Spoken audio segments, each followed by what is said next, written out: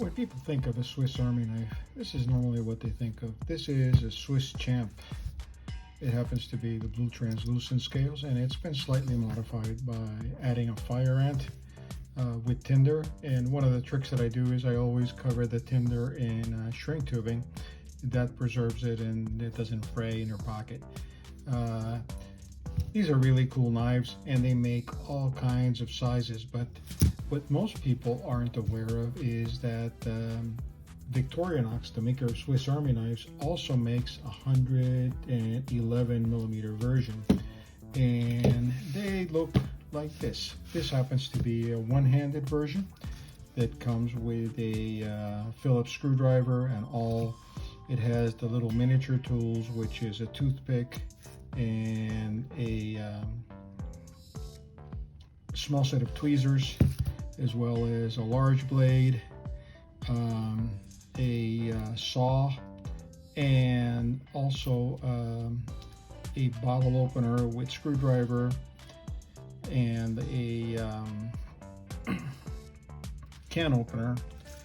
One of the things with this particular large blade, it's got the half serrated blade, as you can see here.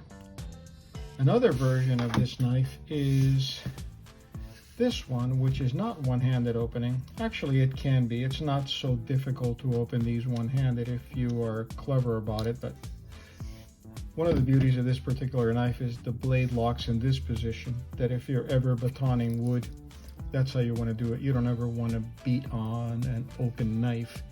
Same tools, the only difference is this one's got a corkscrew, of which I've added a small screwdriver, and it's got the tools on the side. Really a nice knife. Again, you give up the one-hand opening blade, but to me one of the benefits is you have a non-serrated blade. Then you have this option, which has, you know, very nice grip, but you lose the little miniature tools that you have on this guy, but you have the one-handed opening. And in this case, I have a one-handed opening with the non-serrated blade. Incidentally, this knife here is a copy of the current U.S. Army issue. It's also issued to the Swiss Army and also the Swedish and German armies with slight variations. In any case, I like all these knives, but it wasn't quite enough for me. So here's what I've got now. I've added aluminum scales to this guy. Took off those scales and replaced them with aluminum scales, which have not only the tweezers and the toothpick. I've added the fire ant, my trick with shrink tubing on the fire ant. It's hidden behind here. It's also got a pin.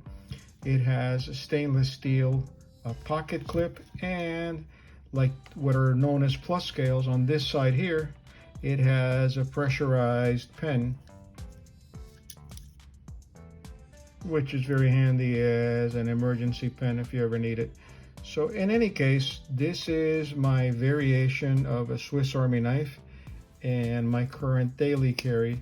If I get ambitious, I may end up replacing the can opener with a small scissor and modifying the screwdriver on this side to also be a can opener. I like the screwdriver because it locks in place at both 90 degree, and it really locks in place when fully extended. So this guy may get modified. One other addition that I will do to this guy is the awl on these knives does not come with a hole in it, and I'll drill a hole because I find that quite useful. But this is my current daily carry knife. It was very easy to put these scales on.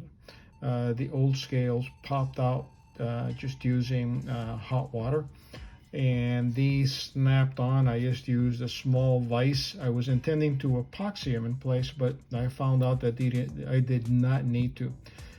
If you're wondering what you get these CNC aluminum machine scales, you get them from Swiss Bianco, and I'll put a link down in the bottom to Swiss Bianco. Very interesting guy, and makes some really nice scales, and has collectible Swiss Army knives. In any case, I hope you enjoyed this video. And if you did, please subscribe, sign up, do all those things you're supposed to do on YouTube.